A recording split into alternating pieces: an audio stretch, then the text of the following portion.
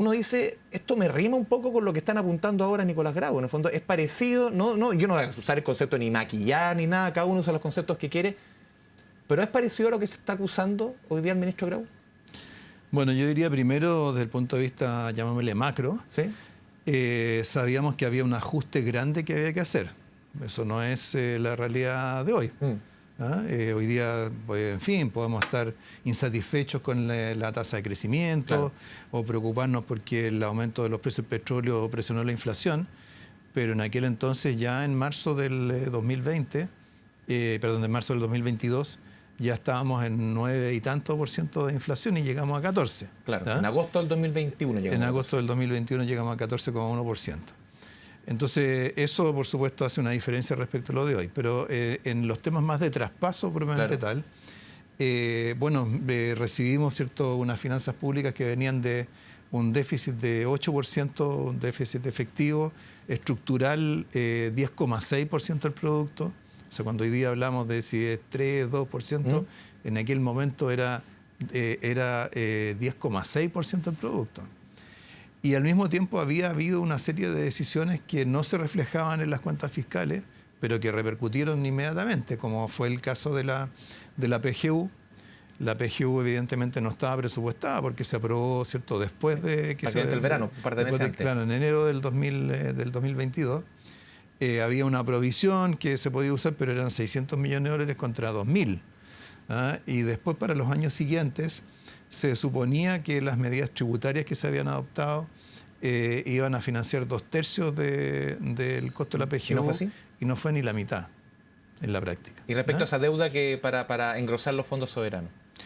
Sí, bueno, aparte de eso, ¿sí?, menciono rápidamente, había una deuda con los proveedores privados de salud que venía del COVID-19, eran como 600 millones de dólares, y además la deuda con las generadoras eléctricas por el congelamiento de las tarifas, que a esa altura ya iba como en 3.000 millones de dólares. Ninguna de esas cosas está reflejada en las cuentas fiscales. Pero y la operación que tú mencionas, básicamente el gobierno emitió deuda en enero del 2022 por alrededor de 6.000 millones de dólares, y con parte de esa emisión de deuda se aumentó los fondos soberanos, que se habían reducido muy drásticamente durante todo el periodo del presidente Piñera.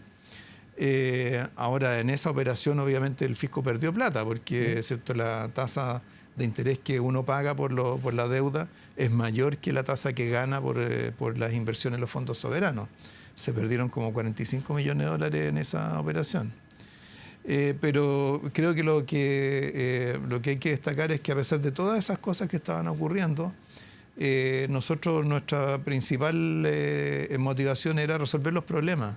No estar apuntar hacia atrás. No apuntar al gobierno anterior, no echarle la culpa, no quejarnos, sino que responderle a la gente, porque al final, ¿cierto?, lo que importaba era cuál era la economía que íbamos a ir generando para la ciudadanía. O sea, uno podría sentir, claro, tú tienes mucho más manejo económico, pero en el fondo, ¿es parecido a lo que se acusa un poco a Grau? O sea, el tema de, cuestiones que no estaban financiadas o pasar de un bolsillo a otro ciertos dineros. O sea, bueno, la acusación constitucional tiene 4 componentes. Uno de ellos, que yo lo encuentro casi esotérico, es respecto de una proyección de deuda 4 años en adelante, o sea, para el año 2030. O sea, no es que haya una diferencia entre una cifra que se proyectó y la realidad, sino que hay una diferencia entre algo que proyectó el gobierno anterior y algo que el gobierno nuevo dice que proyecta o que no le calza, pero cuyos detalles no son muy claros.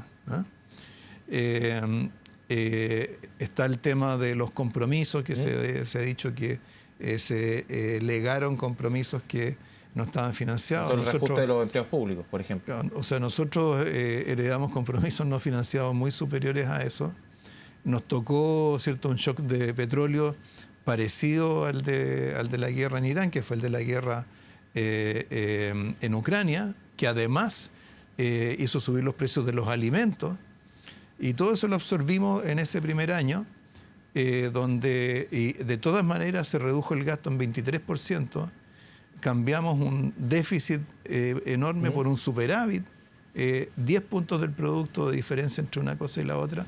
O sea, fue un ejercicio realmente muy intenso, muy rápido, y eso ayudó a que después la economía ya en el 2024-2025 ya pudiera ir retomando tasas de crecimiento más normales, incluso mayores a la del promedio de los años anteriores. Rodrigo, ¿ahí existe algún tipo de, o mirando hacia atrás, una suerte de mea culpa, decir, claro, esto lo pudimos haber hecho mejor? Porque se ha apuntado mucho, sobre todo los últimos 3 años, los déficits fiscales, el mal cálculo de los ingresos, porque esto no es que se esté gastando más o menos, en el fondo es mal cálculo de los ingresos, ahí está la polémica.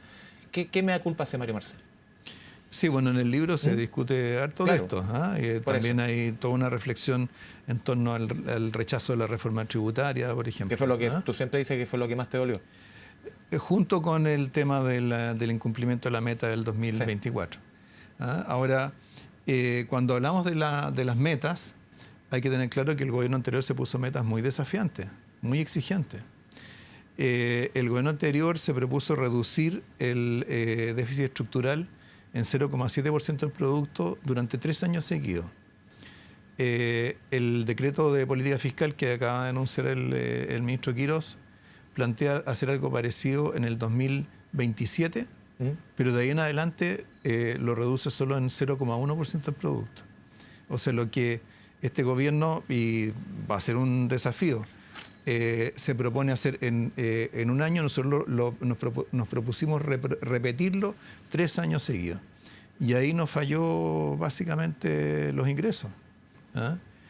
Primero nos fallaron los ingresos porque el rendimiento de modificaciones tributarias de años anteriores no fue el que se esperaba.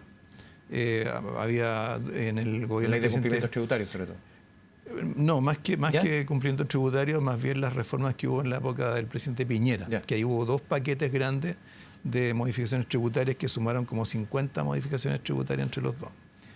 Y luego, eso fue el 2024, y luego el 2025 la recaudación del impuesto a la renta se cayó en el último cuatrimestre del año y eso afectó el cierre fiscal del 2025.